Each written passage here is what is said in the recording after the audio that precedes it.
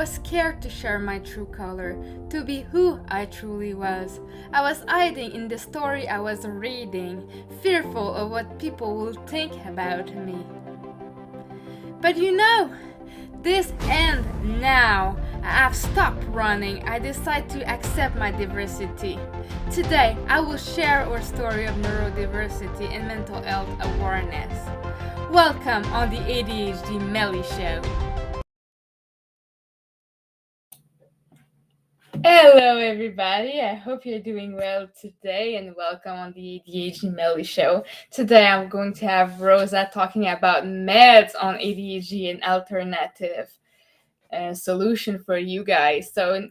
I'm just going to do a disclaimer before we start. We're not therapists, we're not doctors. This is our stories. So yes, I'm going to maybe say names of those meds, but do not worry. It's not going to be controversial or anything, okay? So if you're on your meds and you feel good on your meds, keep using them, okay? That's not about stopping them or not using them or anything. This is about our story. Our story is not necessarily the funniest about meds. Sometimes you have to try different kind of meds to find the right one for you guys.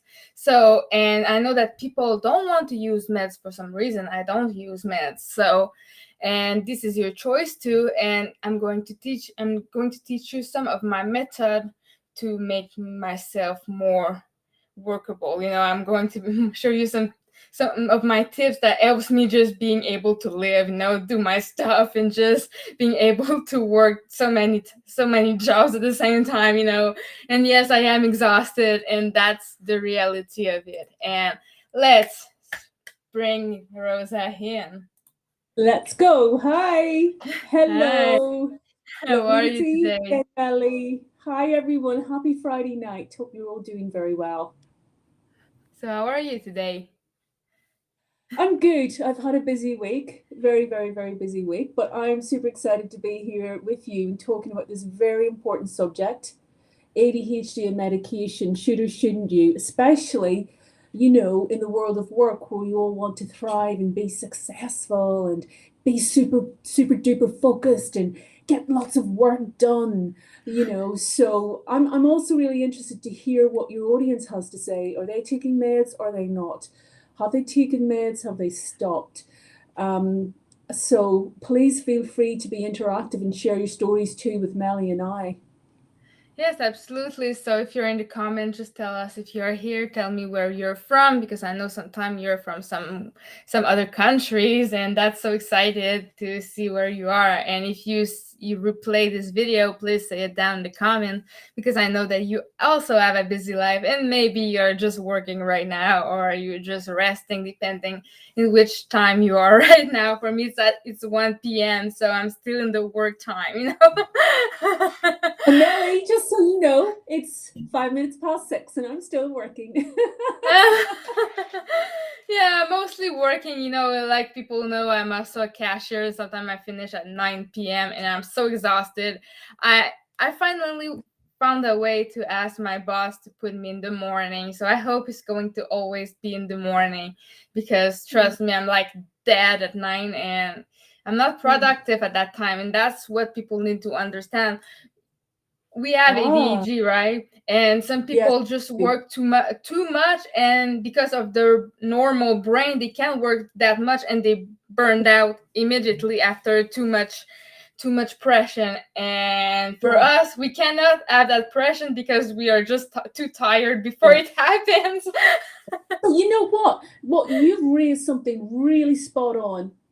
You've raised something. You're not great in the morning, or one of the shifts are either good at night or not good in the morning, and you just hope your employer is understanding. Actually, this was one of the things that I was wanting to raise, but you've got ahead of me already, is that we should be self-advocates and be able to tell our employers what we need in our world of work. They might not know what ADHD is. They may not have had neurodiversity training in the workplace, so they've got no idea. It's a hidden disability. And sometimes we have to self-advocate and say, listen, have a cup of coffee with me. I want to share with you how I work, how best I can be managed. I'm not great first thing in the morning, or I find my energy is more elevated in the afternoon. I prefer doing these sorts of tasks. And sometimes it's a negotiation, it's a conversation. And employers are learning to be much more flexible and adaptable. And I'm not saying that this is an alternative to medication by all stretches of the imagination, right? You can still be on your meds and whatever, but this is just actually asking for an accommodation in the workplace because we want to thrive and we want to be successful. But often it does mean reaching out and educating our employers because they don't know what they don't know. And some are very, very flexible and open and will make those accommodations or adjustments and will want to meet you in the middle because, as far as I'm concerned, in the world of work, this is about an exchange. I come in, I use my skills and talents to help drive the business forward. So I would expect of you as an employer to really get to know me and understand my neurodiversity and how best I can be supported in the workplace, right? Yeah, and they don't necessarily know. I just told them that I was so tired at the afternoon, and I think as I'm working as in public, she rather that I'm more awake than almost sleeping on the job, because she saw me very struggling at the end, like the end hour. I'm like very dead, and yeah, she saw it, and she doesn't want she want me to work great, right? So and there's possibility to work in the morning, so why not? It's still 9 hours Absolutely. of work, and it's still very hard because I have to do this 3 times a week, and I'm a student, and I have this show, and I have my business too. So I'm so busy right now. I cannot wait to finish school. Just have a little bit of break, because it's very hard to just focus Well, it is on coming into everything. Christmas. It's coming into Christmas, Melly, and you'll have your little break. And you are a very powerful business lady. You're a student.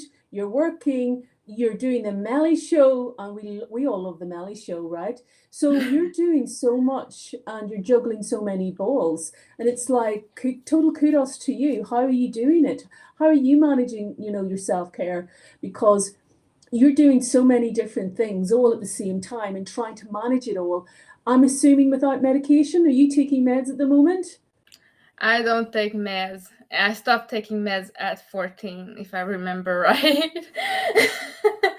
So, because for me, meds did work a little bit, but it never works like perfectly. Even on meds, my grades were not perfect. I still had difficulty with learning and mostly with mathematics. And yes, it maybe helped a little bit to stay concentrated, but I was not very better at school or anything else. So for me it was like, why do I take that? And I had to take it twice a day. So I didn't like that, and I was a teenager, and I didn't want to be forced to take that, because for me, I took med when I was a child. At 7 years old, Yeah, 6 or 7, I was on med already. So I didn't have the choice or the decision to take them or to study about them or anything that you have when you're an adult, right? So for right. me, it was like, I want to stop, and I never take it back again. I don't say I never will or never try it again, but for me, it was more the experience of being a little bit like forced into that system and being perfect in school and being always silent and being always sitting in class and etc. And for me, that was not. I remember that I was quite turbulent, but even when I was on meds, so I don't think it was the Yeah, best for me anyway. yeah. But it's great that you have that insight because I suppose it's a difficult one for parents, right? They want the best for their kids. The kids need to be, like patient leaders. They need to be the ones that get to also be part of the decision making process. It's a tricky one. I mean, I was diagnosed in adulthood, as you know, and the first thing that was asked of me was, "You want to go on the meds?" And I was like, "Can I just have 5 minutes to accept the diagnosis?" And then it was, "Shit, should I be on the meds? Should I not? Am I missing out on something here?" Oh my God, the pressure that I was probably putting on myself was, there's something wrong with me. I have to be on meds, right? And then, of course, I think I may have shared with you before my story. I think I've been on about 5 or 6 different meds, all within a short period of time because it was about getting the sweet spot. It left me quite confused, as to were they working, were they not, so it's really important to get the right psychiatrist, the right triation. This stuff takes time, and I was left quite confused and disorientated because my meds had been dialed too high, and I literally turned into a zombie. Luckily, I came back from that because I stopped taking them, and then we had to try a different med, but on and on and on this went, and I found it quite traumatic, actually, because we were on this journey to try and get this med that was going to fix me or in some way support me. And then obviously I stayed on a med, but then found it didn't seem to be as effective later on. And then I found myself aggressive and having spots of memory loss and getting worried. And with consultation with the doctor, I had to come off that drug. So, it's been quite a painful experience for me. I had certainly benefits. I had spots of like focus, etc., and lots of weight loss. But I had terrible insomnia because of the stimulation of the drug, because that's what it is. So I think the most important thing is that you do have to get that sweet spot. It takes time. Be patient. Get a great psychiatrist and nurse who know what they're doing, who will patiently guide you through it, especially if you haven't been on any of these meds before and it's your first time. And I know for some people, it works tremendously.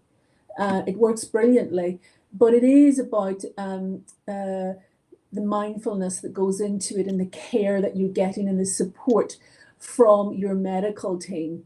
Again, it's going to work for some people, and for others, they opt and they decide that no, they want to try alternative approaches. And that's okay, because everyone's different. Your ADHD is different from mine. It manifests in different ways. I'm also dyslexic, maybe dyspraxic, so I have to look at those things as well and try and put in self-care, but also self-advocacy in my workplace. But it's like we were saying earlier, workplaces do have a responsibility in this too, to help us thrive and be at our best. And hopefully we'll get to talk a little bit later about that as well. Yeah, but Oh, how can I say, you took the choice, like you said, to take those meds because you wanted to try them and see if it could be better for you. And for me, what I remember when I was a kid is I was always waking up very, very early. And when I was sleeping to like my aunt, she was like, go back to sleep. And I was like, I'm not tired anymore. So I felt like so I know there's I, not only that it can happen to any child to wake up too early. Okay, it's not only that, but I remember that was hard sometimes for me I was sleeping very well, but the problem is I was waking up very early of it. Maybe it was a side effect or not. I don't really know. I don't remember having very bad side effect or anything like that. So I was quite yeah, lucky that. So maybe maybe it was not strong enough. Maybe I don't know, because like I said, I didn't see very much. Didn't see a lot of difference with it. I just remember that my mom, when I was a kid, when it was a party or anything with getaways, to say, you're going to take a Ritalin right now because I want you to be calm. Okay, if you're not calm, I'm going to make you take your Ritalin. It was like a yeah, punishment at the same time, and maybe that was not the right way to do it, but at the same time she did what she could, and that may be yeah. why I was like so hateful about that medication, and I wanted to stop as when I was old enough to do it.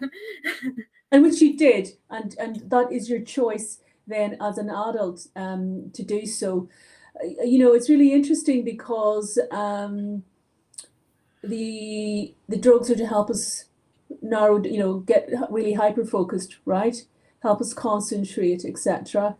I thought a stimulant was supposed to stimulate and motivate, but that's maybe not how the drugs. There was me thinking that that's what they would do. They give you a bit of a pep, a little bit of a high, but actually they help you to narrow down and focus and give you the concentration. And of course, I had the wrong end of the stick, and I was expecting some elevation as I was on the drugs. So understanding what the drugs are and how they work, I think, is really important. So doing your own self-research. And of course, there's different types of drugs, or different types of stimulants, and then there's different dosages, and then there's like short release or long release.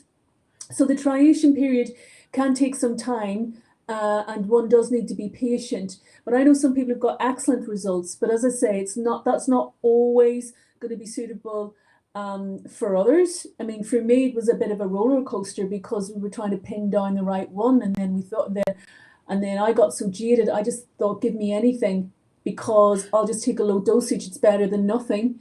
And then over a period of time, I don't know whether it was my system was getting too used to it, but I did find myself a little aggressive on it. And then I was losing memory. So the effects then for me, I was getting more of the negative than the positive. And so it was time for me to reevaluate, come off the drug. I'm now the same as you, I'm taking some space out. It may be something that I want to reevaluate. But one thing I have noticed that's come flooding back is my creativity. I find I'm much more creative, not on the drug. I'm not saying that the drugs or reducing my creativity, but I do it's much more elevated when I'm not on the meds. That's what I've noticed. Not everyone is going to be the same. So there's pros and cons. Sometimes you don't know till you try. And then once you've tried, you can kind of make a decision and go from there. And as I say, everyone's different. But I mean, what other alternatives is there, Melly, outside of drugs? But for me, it's going to the sport as much as I can. I admit that I haven't been when I with pandemic, and I Yeah, find it that it affect my, like, not depression. I've never been very depressed as much like that, but it helps me boost my confidence at the same time because I lose weight and I feel like better. I'm not that yeah, tired, after doing yeah, some sport, and it's so cool.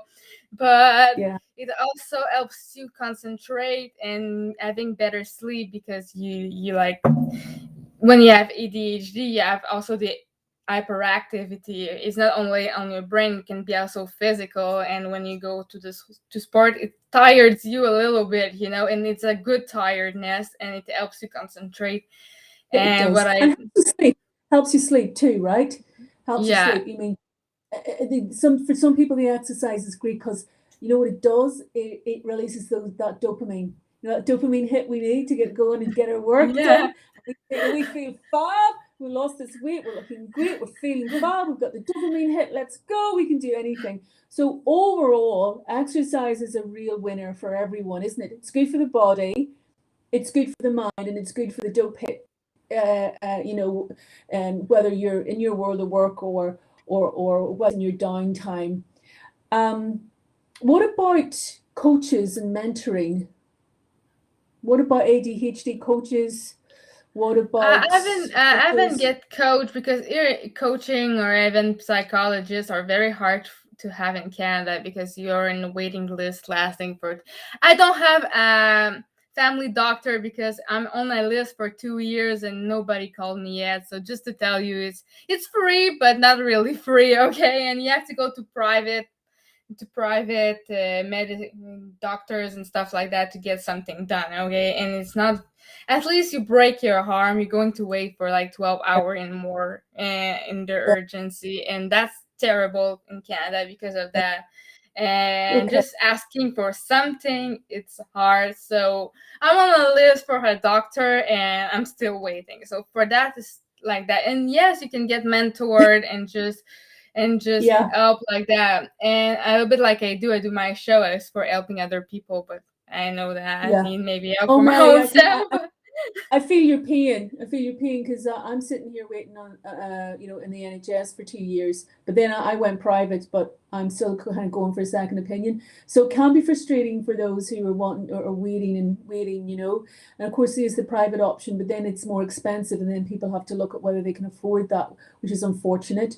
I just wanted to say hello. Is it Julia? Is that Julia? Have I read that right? Joanna. Joanna, what is Oh, Joanna asking Juana. about? Do you have an opinion on microdosing for ADHD, also used for depression? Do you want to share some more information with us on that? I mean, is that what you're doing at the moment? Because I'm not familiar with that. I don't I particularly do am it in not hospital neither. or I anything. didn't even know that exists, so I have So no please idea that.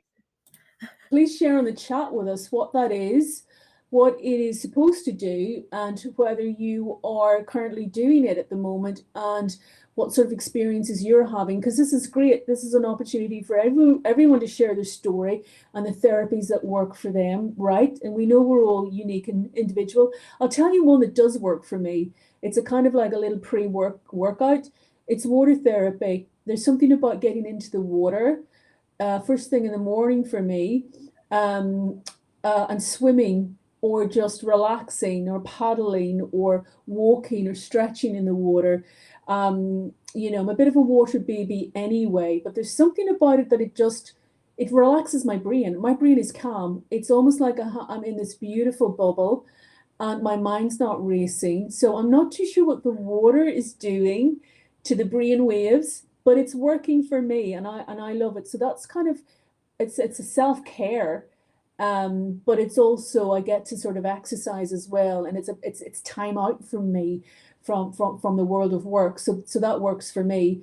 I mean, I know other people, their diet's really important, so taking lots of protein, omega-3 fatty acids supposed to be very good. I think there was studies done that apparently young children with ADHD are lacking or don't have the same amount of omega fatty acid as other children. So therefore, it's recommended that they take some doses of that. Getting enough zinc, and some other vitamins. So I know that some people swear by that because that's helpful for them as well. What other sort of strategies is there, Melly, that you're aware of? Sometimes I just read a book and for me, reading a story is easy, but reading like studies is not that easy, because you have to understand a little bit more what it's about. But reading a story is very easy. I can read one in a day if I only do that with my day. I never had a hard time with that, and I know that some people do, but I was very blessed of not being dyslexic. Hopefully, Yeah. it's something that I don't have. Yeah. Well, I mean, see, this is the thing. This is where I said to you earlier about workplaces have a responsibility too.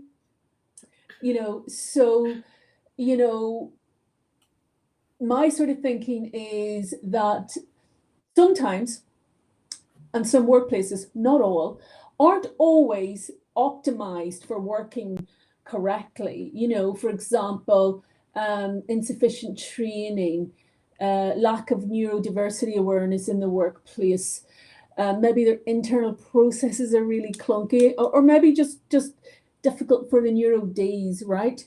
And so, working with neurodiverse employees and understanding how they want to work, how they want to be managed, I think is really critical. And how difficult is it to have a quick conversation and find out who is this person that I'm going to be working with or who that I'm going to be managing. But then there's lots of things like assistive technology that can help. Here in the UK, we've got Access to Work, which is a government grant that supports people with disability and neurodiversity thrive in the workplace, or if they're in a startup business. It's a free grant. It can either be, for example, you can get an ADHD coach or a mental health coach. I get an ADHD coach and she's fabulous. So we put in strategies of organizing time, multitasking, how to smash through those boring tasks that you don't want to do, right?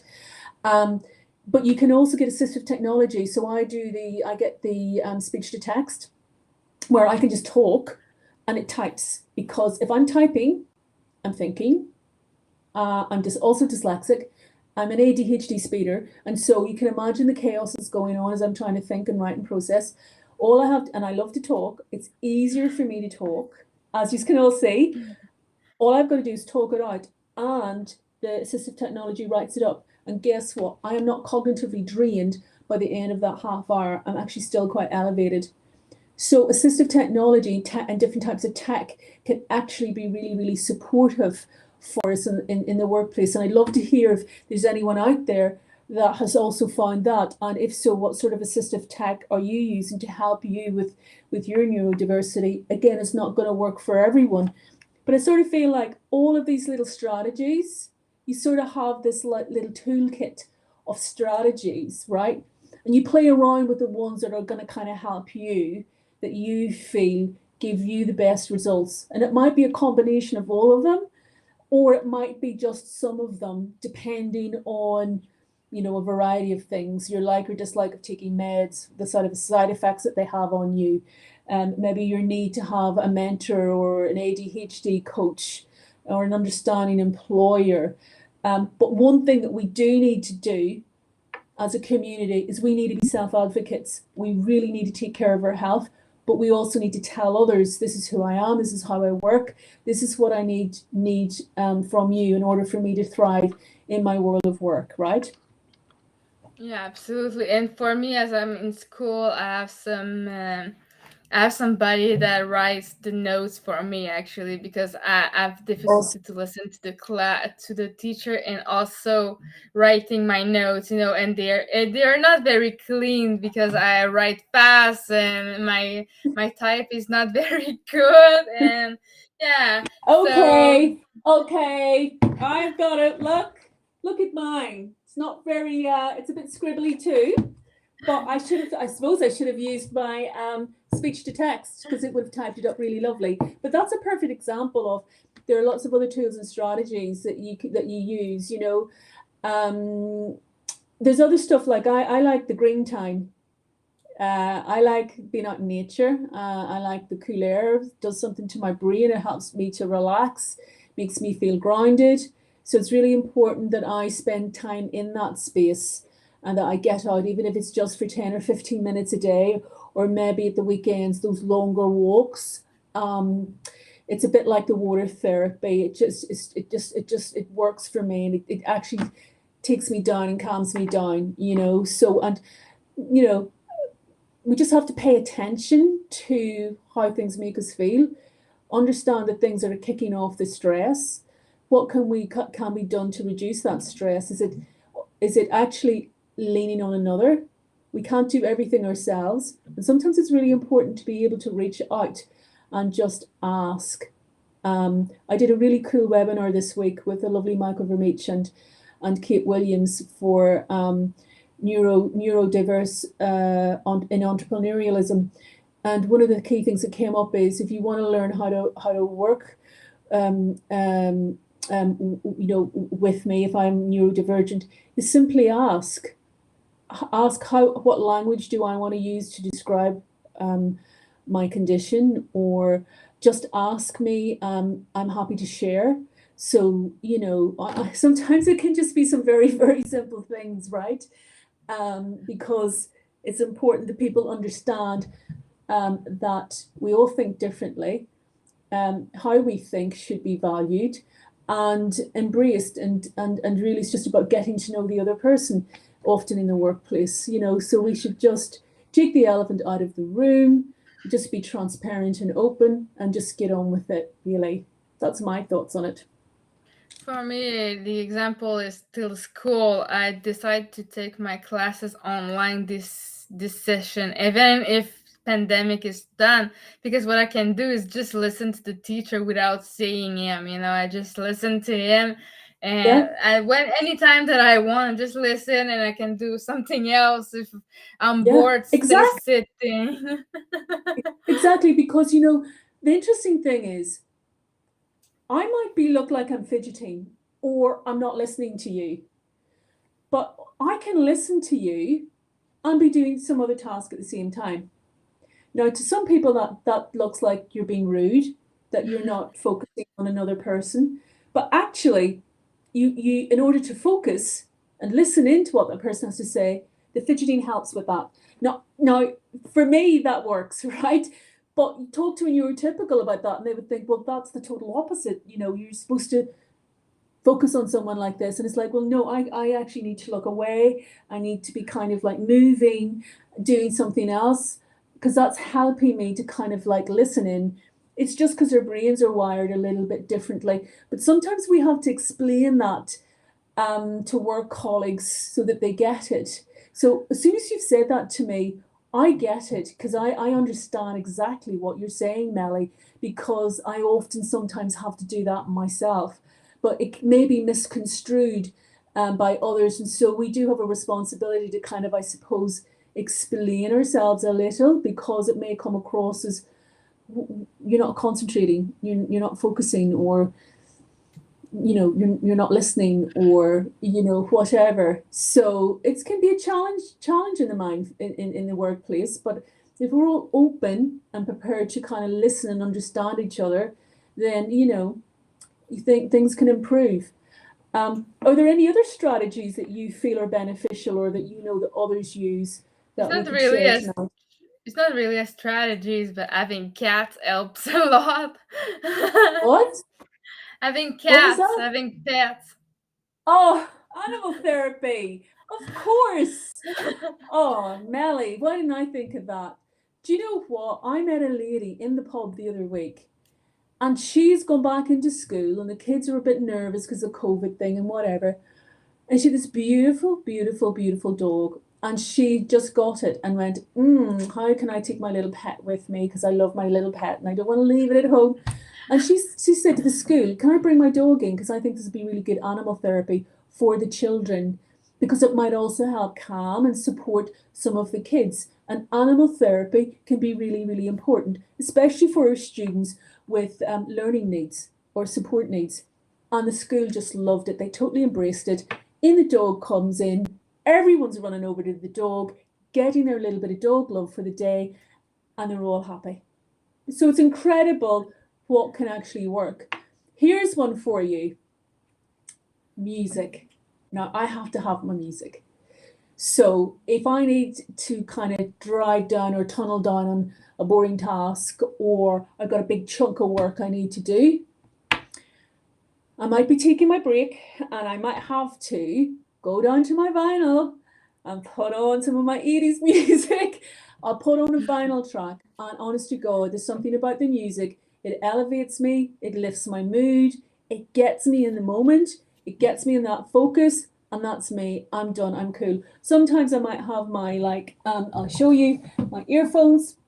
All right, so we'll put these on, we'll listen to music, and I can be writing away and typing away, or speaking to text, really. But so there's different ways and different tools, whether it's mentors, coaches, understanding employees, telling others what we need, tech, little simple tools and strategies like the music or the animal therapy. You'd just be surprised, and people will find out what works for them, and they'll have a whole little toolkit that they can pull out and use on a daily basis. Because, as I said, there's diversity. A lovely, lovely client of mine said, there's diversity within diversity. We are not all the same.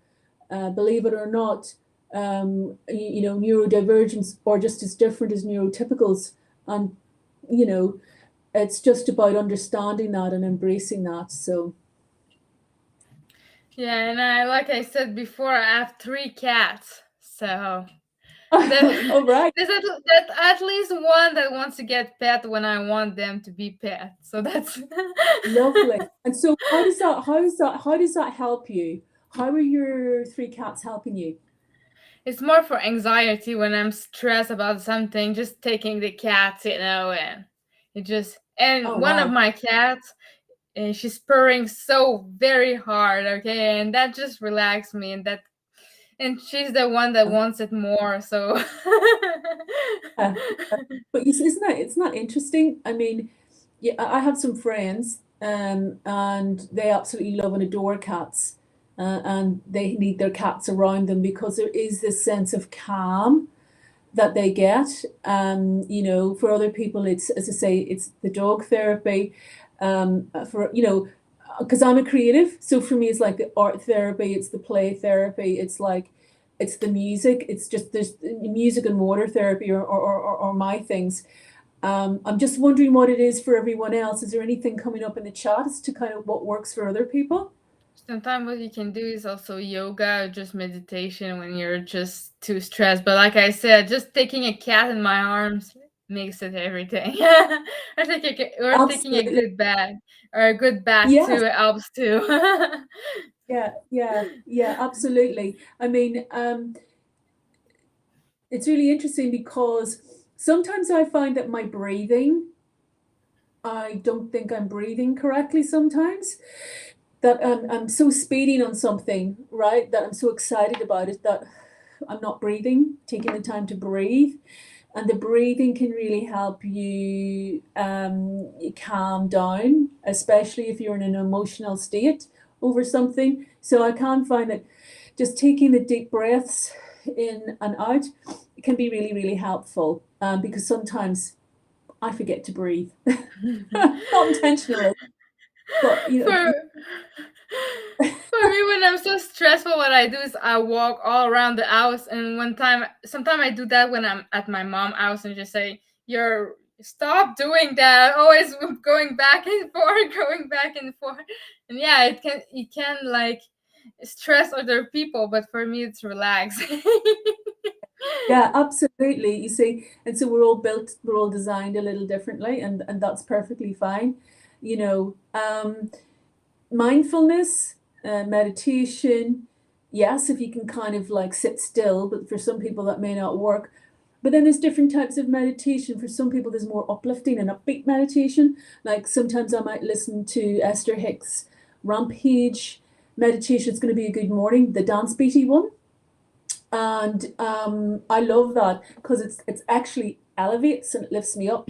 And it kind of gets me ready for the day in a bit of a more motivational way. It's not one of those meditations that's designed to take you down and kind of like, next thing you know, you're asleep. This one's a little bit more, it's got a dance beat to it. It's talking about how it's going to be a good day, how you're going to create this good day. It kind of brings in a wee bit of the law of attraction. So it's a lovely way to start your day. And I quite enjoy that. So I sort of sit there maybe with my coffee and I'm listening to it. So I'm not exactly lying down trying to meditate out. It's just a sort of a slightly, different way to approach it. So, but again, it's whatever works for the individual. And let's talk Yeah. about coffee. We take it too much coffee to. Oh no, maybe you do, but I take one coffee a day, but it is very, very strong. And I need it to kickstart my morning. I have to admit, when I was on my stimulants, there was no way I was touching the stuff because I'd be wired and I would not be able to kind of get to sleep, right? It'd be a stupid thing to do because you're already up with the stimulants.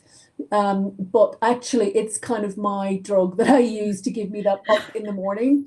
But I don't go beyond that because I know it'll stimulate me, and I might then not be able to kind of like sleep. And sleep is really important, right? It's just Yeah. so critical. Lots of sleep and lots of water. Because once that starts to be affected, it affects your whole ecosystem and you're no good for nothing in your job then. So putting in those boundaries and making sure you get that proper sleep is just so critical. Easier said than done sometimes.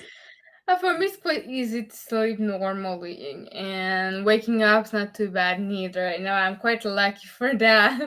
And Yeah, sometimes it annoys people because I'm at bed when people want to do something, they want to play, and like I sleep at 10 because at the same time I'm bored, so I want to go sleep, and at the yeah. same time,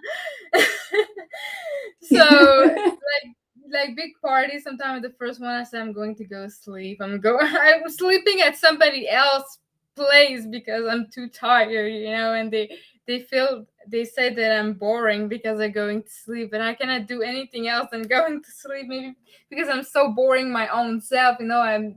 I need stimulation and things like that, and I feel boring. Well, the thing is right, we don't need the stimulation at night. We need to come down. We need to find things that can mellow us down, take us down, whatever that is. We need some sort of little relaxing hobby or some really nice calm music or being around the cats, playtime with the cats. Know that the cats are just going to give us all that love or the little puppy or whatever it is, right? And for others, it might just be trying to read a book. I can't read a book. I can't settle for 5 minutes. So it would have to be on Kindle, right? Because that's what's going to work for me. But if we're needing to reduce the boredom or the procrastination, then we definitely have to find some little strategies to bust through that and to break that down. And so I know that I think it's Mel Robbins had this 5 4 3 2 1. So once you start to find yourself kind of, getting slightly distracted, or you're procrastinating and you're be doing that thing and you're fighting it, they say that you can, well, this is easier said than done because obviously we're hardwired, but that you can break habits in 21 days. Yeah, okay. But with an ADHD brain, it's a bit more challenging, But, she says that you do the 5 4 3 2 1, and on the one, you're changing your habit, or you're changing your action, or you're changing your trying to change your thought process. And on the one, right, you just kind of try change your zone or try something different to snap you out of that kind of procrastination or that loop that you're in. I mean, again, that might work for someone, but it may not necessarily work for another. So I think it's really important understanding what's going to work for you. And it could be the simplest of little things, or it can be seeking support and asking others to help, like getting an ADHD coach or a mentor, or a peer support in your workplace. I have a great, fantastic lady who I can bounce off. She's incredible. She's also neurodiverse, right? So that's really, really helpful, and she gets it. And so we have this kind of peer-to-peer little support group that can work. And I know in some larger organizations, there can be some neurodiversity networks or disability networks where you can go and speak to other colleagues about how you're feeling, or there can be initiatives or programs that you can get involved in that can kind of support your community in the workplace. So there's lots of things that can be done. It's just what suits you and what's going to engage and motivate you. Yeah, absolutely. And yeah, so you do what you can do. And if you did something that today, it's a good thing. You did great, okay? And just don't feel bad if you don't do everything on your list. The most important thing is to do at least something. Yeah, no, you don't have, I think we can beat ourselves up a little and be very harsh on ourselves because, we didn't get the 50,000 things that we wanted to get done today. The thing is would that have been possible anyway? You want to focus on, another thing is, I think, is focusing on your strengths. And I'm talking about the strengths and the talents that you love using. So if you're in your job or your work, pay attention to the things that are elevating you, the things that you're super duper excited to do, but equally pay attention to the things that just drain the life out of you. Unfortunately, we can't pick and choose what we want to do in our job, right? But we might want to try and focus on the things that we love doing and that are our strengths, and that we enjoy doing. And often just having a conversation maybe with your manager about, look, well, these are my real talents and strengths. Can we talk about it? Because I want to drive the business forward. But I'd like to do it in a way where I feel fully engaged, fully valued, by using the skills and the talents and the strengths that really energize me and elevate me. So knowing who you are and what your strengths are, and playing to those strengths, because they are the things that really excite you and get you engaged and get you going. And you're going to do amazing things then in the workplace, right? But it's understanding what they are, what those motivations and those trigger skills are that you love using, and that you can deliver results. So I think that's really important as well. Yeah, you just do your best. And like I said, being a cashier is not going to be my dream job. It's only temporary. But look at this fabulous job you're doing right now. Melly's podcasting, and we love Melly's podcasting. So you have a bigger goal and dream and vision. The other is just a means to an end. Yep. But this is the real passion, and it's fantastic, and it's lovely to be a part of it, right? Thank you so much for being here. So do you want to say something before the show ends? I just want to say, look, everyone's different. You'll all have a different need, and what works for one won't for another. But I hope that what Melly and I have shared today is just some sort of examples of, different therapies, or suggestions that can sort of help you thrive. Because at the end of the day, we can all struggle and have challenges in our workplace, and none more so than those with ADHD or with autism. But we have to self-advocate. We must self-care. But we also must reach out to others and ask them to support us as well, okay? Because I think it needs those sort of three key elements in order to help us thrive and be successful. That includes meds, great. If it doesn't include meds, then we need to find other ways and strategies that we know is gonna work for us. If you need some help and support on that, reach out to Melly or myself. We're more than happy to kind of help out and share and discuss, because we have that lived experience of being on the meds and not being on the meds and how that's affected us in our workspaces. Absolutely. So if you want to ask us any question anytime, you can just do it under that video. If you do replay, please say it too, and I like to respond to your comment anytime. So if you have anything that you want to share, DM us. We'll be so happy to answer you.